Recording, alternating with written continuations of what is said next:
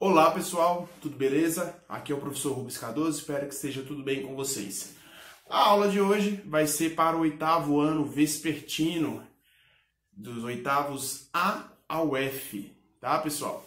A gente nas aulas presenciais estávamos falando sobre o final do antigo regime e os motivos que fizeram a sociedade europeia desejarem novos costumes políticos, novos ordenanças políticas, né?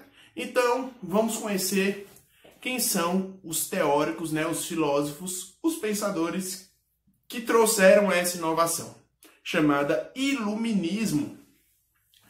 O Iluminismo, pessoal, ele vai receber esse nome porque ele se trata de um movimento filosófico, cultural, intelectual, que surge ali no final do século XVII, início do século XVIII, que vai tentar falar um pouco mais sobre liberdade e sobre o uso da razão, tá? Vamos lembrar, viu pessoal, viu galera, que o principal característica do iluminismo vai ser o uso da razão, né? A sociedade do antigo regime era muito voltada aos costumes religiosos, à tradição religiosa, e isso atrapalhava no sentido das ciências, no sentido de novas ideias políticas, né?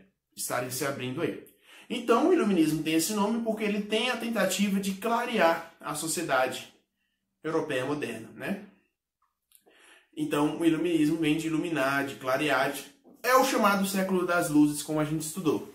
Então, pessoal, existem vários teóricos, vários filósofos que vão falar sobre esse iluminismo, mas aqui a gente vai destacar os 4 principais: John Locke, Voltaire, Rousseau e Montesquieu, tá?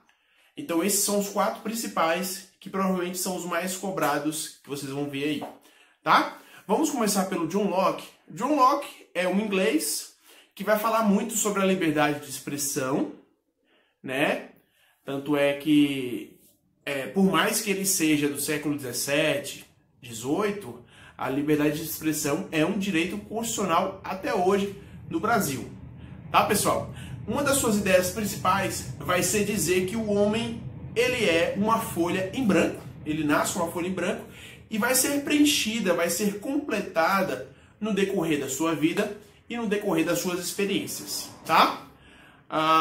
John Locke também vai falar sobre o direito da propriedade, ele é considerado o pai do liberalismo, tá, pessoal? O pai do liberalismo vai ser John Locke, vai defender a propriedade privada, mas uma grande treta na sua contribuição, uma grande polêmica, vai ser respeito à sua defesa à propriedade de escravos, tá? Ele defendia a propriedade de escravos. Então aí não sendo um aspecto muito legal da sua contribuição, tá bom? Então vamos falar agora de Voltaire, o francês Voltaire. Esse produzia bastante. Voltaire tinha em torno de 70 obras, né? Mais de 70 obras, ele produzia bastante, escrevia bastante livros, gostava de vários temas como educação. Ele vai ser conhecido por influenciar de maneira bem forte a Revolução Francesa, que a gente vai estudar, né?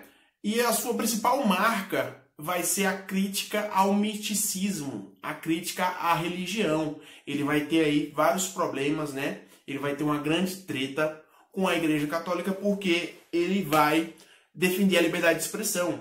E liberdade de expressão naquela época, pessoal, era algo muito radical. Pra gente, né? Pra gente hoje é muito comum você ir pra internet, você comentar o que você quiser, falar o que você quiser, né? Mas naquela época era algo inovador, era algo novo que as pessoas se espantavam. E isso trouxe muito choque entre ele e a igreja na época, né? Outro pensador que é importante vocês estudarem vai ser o Rousseau, tá?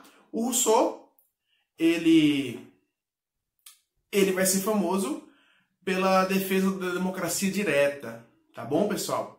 Ele não vai ser muito individualista como seus outros colegas iluministas, ele vai defender um bem-estar mais coletivo. Ele vai dizer que a democracia deve ser para servir ao coletivo, ao social, né? Então, diferente do Locke e do Voltaire, que vão defender a liberdade privada não, a propriedade privada, ele vai defender que os bens devem acabar, para que todo mundo tenha acesso igual. É isso a ideia do Rousseau, né?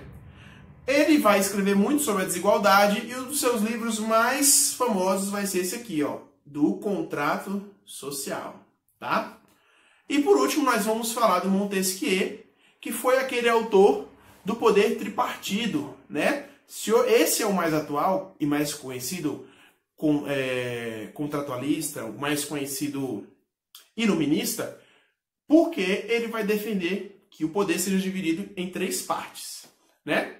Primeiro, nós temos o legislativo, o executivo e o judiciário. Os 3 poderes, quando vocês vão ali no centro do plano, que vocês vão ver ali a Praça dos 3 Poderes, isso vai surgir, pessoal, há mais de 200 anos atrás, com esse cara chamado Montesquieu, que escreveu um livro chamado Do Espírito das Leis. O seu livro mais famoso é esse aqui, ó, Do Espírito das Leis, Montesquieu, onde ele defende que para a sociedade evitar um tirano, ela deve dividir o poder para que um seja independente em relação ao outro, harmônico. E o que cada um faz?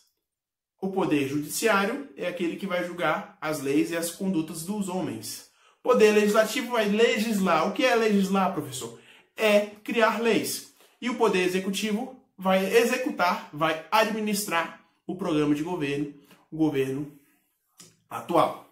Beleza, pessoal? Então esse foi um breve resumo aí dos 4 principais filósofos iluministas. Deixa aqui o seu like, beleza? E um conselho aí para vocês estudarem é vocês anotarem, fazer uma fichinha com as principais características de cada um desses filósofos. Beleza? Abração, até mais.